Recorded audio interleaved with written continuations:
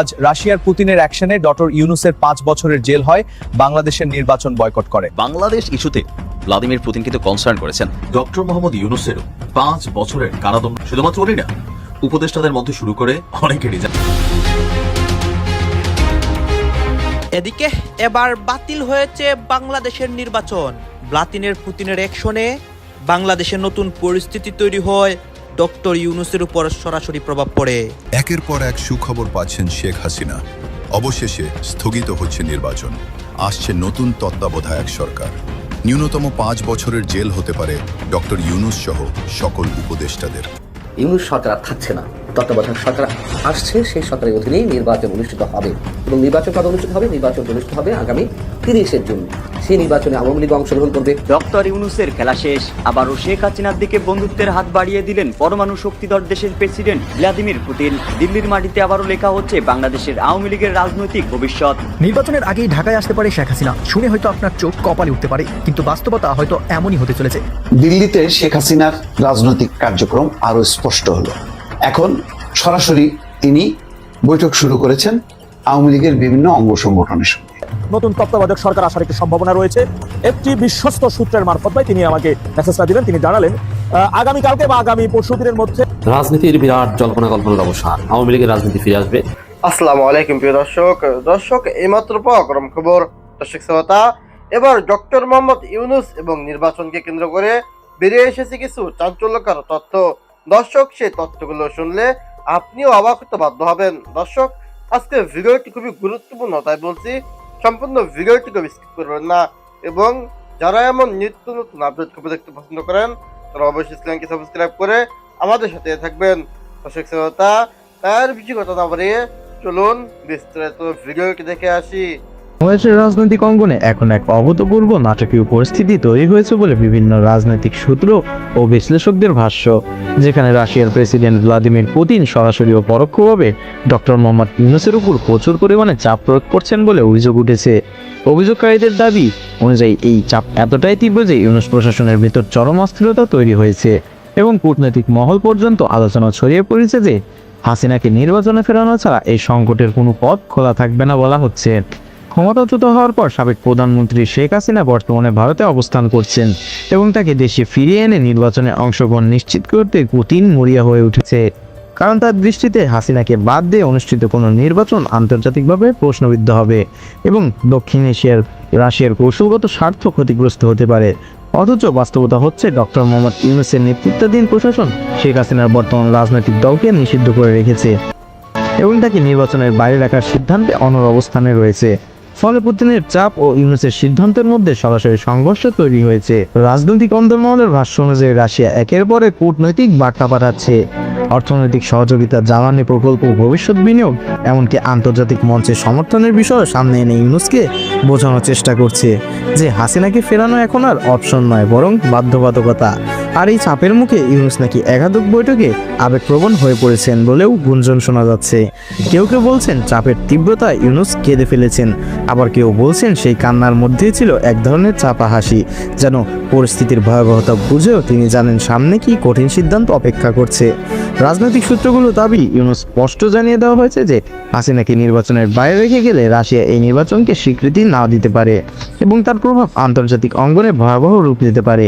অন্যদিকে ইউনূসের ঘনিষ্ঠরা বলছে তিনি এটাকে বিদেশি হস্তক্ষেপ হিসেবে দেখছেন এবং নিজের অবস্থান থেকে সরে আসতে রাজি নন। এই দ্বন্দ্বে দেশের ভিতর রাজনৈতিক উত্তেজনা দ্রুত বাড়ছে। বিরোধী রাজনৈতিক শিবির বলছে এটি একটি অবৈধ ও একতরফা নির্বাচন আয়োজনের পরিষ্কার ইঙ্গিত, যেখানে প্রতিদ্বন্দ্বিতা নেই, জনগণের ভোটাধিকার নেই, আর সবই নিয়ন্ত্রিত কাঠামোর ভিতরে আটকে রাখা হচ্ছে। আবার সরকারের সমর্থকরা দাবি করেছে পুরনো শাসন ব্যবস্থায় ফিরে যাওয়ার জন্য আন্তর্জাতিক চাপ সৃষ্টি করা হচ্ছে এবং ইউনূস সেই চাপ প্রতিহত করে নতুন একটি রাজনৈতিক বন্দোবস্ত করতে চাইছেন।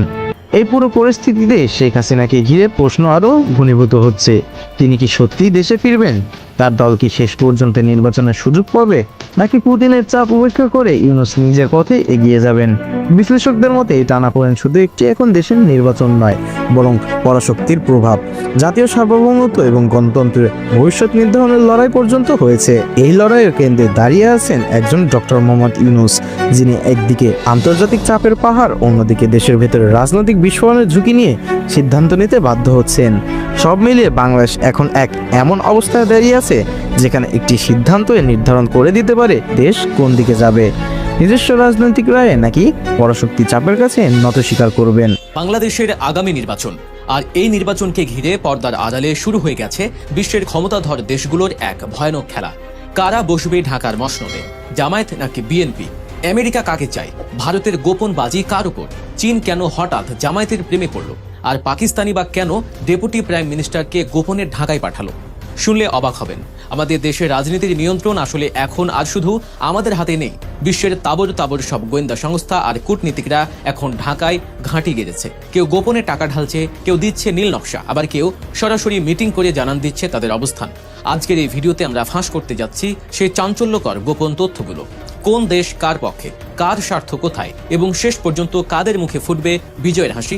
পুরো বিষয়টি জানলে আপনার পায়ের তলার মাটি সরে যেতে পারে।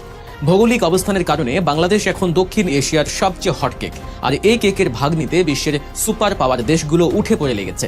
এক পাশে আমেরিকা তো অন্য পাশে রাশিয়া, এক পাশে ভারত তো অন্য পাশে চীন ও পাকিস্তান। অদ্ভুত এক সমীকরণ তৈরি হয়েছে বাংলাদেশের রাজনীতিতে। এতদিন যা ছিল ধোঁয়াশা, সাম্প্রতিক কিছু ঘটনায় তা এখন দিনের আলোর মতো পরিষ্কার। চলুন একে একে দেখে নেওয়া যাক কোন দেশ কার ঘাড়ে হাত রাখলো। শুরুতে আসা যাক পাকিস্তানের কথায়। বাংলাদেশের রাজনীতিতে জামায়াত ইসলামীর পুনরুত্থান বা ক্ষমতায়ন নিয়ে যে দেশটি সবচেয়ে বেশি সক্রিয়, সেটি নিঃসন্দেহে পাকিস্তান। পাকিস্তানের সাম্প্রতিক কিছু মুভমেন্ট বা নড়াচড়া খেয়াল করলেই আপনারা এর সত্যতা পাবেন। আপাত দৃষ্টিতে মনে হতে পারে পাকিস্তান চুপচাপ আছে, কিন্তু তলে তলে ঘটনা অনেক দূর গড়িয়েছে। ভারতীয় গোয়েন্দা সংস্থা রয়ের একটি গোপন প্রতিবেদনের তথ্য অনুযায়ী আগে বাংলাদেশে ভারত একচেটিয়া প্রভাব বিস্তার করত। অনেকটা ফাঁকা মাঠে গোল দেওয়ার মতো অবস্থা ছিল তাদের, কিন্তু এখন আর সেই দিন নেই। রিপোর্টটিতে দাবি করা হয়েছে ঢাকায় বসেই পাকিস্তানের গোয়েন্দা সংস্থা এখন অত্যন্ত সক্রিয়ভাবে কাজ করছে। তাদের এই অপারেশন বা মিশনের কোড নেম দেওয়া হয়েছে ঢাকা সেল। চিন্তা করা যায়, খোদ ঢাকার বুকে বসে বিদেশি গোয়েন্দা সংস্থা তাদের নেটওয়ার্ক চালাচ্ছে। শুধু গোয়েন্দা তৎপরতাই নয়, কূটনীতিকরাও আর বসে নেই। অভিযোগ রয়েছে পাকিস্তানের হাইকমিশনার একাধিকবার জামায়াত ইসলামীর আমিরের সঙ্গে বৈঠক করেছেন। তবে সবচেয়ে বড় যে ঘটনাটি ঘটেছে তা হলো পাকিস্তানের ডেপুটি প্রাইম মিনিস্টারের ঢাকা সফর। কোনো সরকারি কর্মসূচি ছাড়াই হুট করে তিনি পাকিস্তান থেকে ঢাকায় আসেন এবং সোজা চলে যান জামায়াত আমিরের বাসভবনে, যেখানে দীর্ঘক্ষণ রুদ্ধদ্বার বৈঠক হয়। একজন উপপ্রধানমন্ত্রীর এভাবে একটি নির্দিষ্ট দলের প্রধানের বাসায় ছুটে যাওয়া এটাই প্রমাণ করে যে পাকিস্তান যে কোনো মূল্যে জামায়াত ইসলামীকে ক্ষমতায় দেখতে চায়। তাদের এই অতি তৎপরতা বাংলাদেশের রাজনীতিতে বড় কোনো পরিবর্তনের ইঙ্গিত দিচ্ছে কিনা তা সময়ই বলে দেবে। পাকিস্তানে ঠিক উল্টো মেরুতে অবস্থান করছে ভারত। বাংলাদেশের রাজনীতিতে ভারতের পছন্দ সবসময় স্পষ্ট ছিল, কিন্তু আওয়ামী লীগ সরকার পতনের পর ভারত তাদের কৌশল পরিবর্তন করতে বাধ্য হয়েছে। আমাদের প্রতিবেশী দেশটি এখন তাদের বাজি ধরেছে বিএনপির উপর। কিন্তু কেন? ভারত একটি হিন্দু প্রধান রাষ্ট্র এবং তাদের পররাষ্ট্র নীতিতে ইসলামপন্থী কোনো দলের ক্ষমতায়ন সব সময় ভয়ের কারণ। তারা মনে করে বাংলাদেশে যদি জামায়াত ইসলামী বা সমমনা কোনো দল ক্ষমতায় আসে তবে তা ভারতের নিরাপত্তার জন্য হুমকি হতে পারে। তাই মন্দের ভালো হিসেবে তারা বিএনপিকে বেছে নিয়েছে। যদিও ভারত সরকার প্রকাশ্যে কোনো মন্তব্য করছে না, কিন্তু তাদের কর্মকাণ্ড কথা বলছে। ইতিমধ্যেই ভারতের পররাষ্ট্রমন্ত্রী এস জয়শঙ্করের সঙ্গে বিএনপি চেয়ারম্যান তারেক রহমানের দফায় দফায় বৈঠক হয়েছে। এই হাই প্রোফাইল মিটিংগুলো কোনো সাধারণ সৌজন্য সাক্ষাৎ ছিল না। এর থেকে পরিষ্কার বোঝা যায় আওয়ামী লীগের অনুপস্থিতিতে ভারত এখন বিএনপির প্রতি তাদের সমর্থন ও আস্থা রাখছে। তারা চায় যে কোনো মূল্যে যেন ইসলামপন্থী কোনো শক্তি ক্ষমতায় না আসে। তাই তারা বিএনপির পেছনে তাদের পূর্ণ শক্তি ও সমর্থন নিয়ে দাঁড়িয়েছে। এবার নজর দেওয়া যাক বিশ্বের দুই প্রধান সুপার পাওয়ার রাশিয়া এবং আমেরিকার দিকে। এখানেও চলছে এক অদ্ভুত বিপরীতমুখী খেলা। রাশিয়া, যারা বিশ্ব রাজনীতিতে আমেরিকার প্রধান প্রতিদ্বন্দ্বী, তারা ঝুঁকেছে বিএনপির দিকে। সরাসরি ঘোষণা না দিলেও সম্প্রতি তারেক রহমানের সঙ্গে রাশিয়ার হাই কমিশনের বৈঠক হয়েছে। এই বৈঠক প্রমাণ করে মস্কো চাইছে বাংলাদেশে এমন একটি সরকার আসুক যার সাথে তাদের কাজ করতে সুবিধা হবে, এবং সম্ভবত তারা বিএনপিকে সেই শক্তি হিসেবে বিবেচনা করছে। নতুন তত্ত্বাবধায়ক সরকারই নাকি আসছে এবং সেই সরকারের অধীনেই এই নির্বাচন অনুষ্ঠিত হবে। ইউনূস সরকার আর থাকছে না, তত্ত্বাবধায়ক সরকার আসছে, সেই সরকারের অধীনেই নির্বাচন অনুষ্ঠিত হবে। তত্ত্বাবধায়ক সরকার যদি সত্যিই আসে তাহলে সেই নির্বাচনটি কবে, কিভাবে হবে, সেসব বিষয় সামাজিক যোগাযোগ মাধ্যমে এর মধ্যে ছড়িয়ে পড়েছে। শোনা যাচ্ছে কেউ কেউ বলছেন যে এটি দেশের অথবা দেশের বাইরের কোনো বিশেষ গোয়েন্দা সংস্থার প্রতিবেদন। আমরা জানি না। এটা তো সত্য কথা যে এমন আলোচনা তো দীর্ঘদিন ধরে আছেই যে আইন শৃঙ্খলা পরিস্থিতির চরম অবনতি হলে বা চরম অবনতি ঘটনার মাধ্যমে নির্বাচন পিছিয়ে দেওয়ার একটা ষড়যন্ত্র থাকতে পারে, অথবা একেবারে শেষ মুহূর্তে জামাত নির্বাচন থেকে সরে দাঁড়াতে পারে বা নির্বাচন বয়কট করতে পারে যদি কিনা দেখে যে তারা কোনো ধরনের সুবিধা করতে পারছে না, ক্ষমতা আসছে না, ইলেকশন ইঞ্জিনিয়ারিং ঘটানো যাচ্ছে না। এরকম আলোচনা আছে মানুষের মুখে মুখে। এখন শোনা যাচ্ছে যে শুধু জামাত নির্বাচন বয়কট করার বিষয়টি নয়, বিএনপিও নির্বাচন বয়কট করতে পারে। সামাজিক যোগাযোগ মাধ্যমে যে বিষয়গুলো ছড়িয়ে পড়েছে, বিশেষ করে গোয়েন্দা সংস্থার কথিত প্রতিবেদন হিসেবে বলা হচ্ছে যে ফেব্রুয়ারির 7-8 তারিখের দিকেই বিএনপি নির্বাচন বয়কট করতে পারে। ইউনূস সরকারের অধীনে কোনো ধরনের নির্বাচনে বিএনপি অংশগ্রহণ করবে না। যদি তেমনটি ঘটে তাহলে তো আর কোনো উপায় নেই।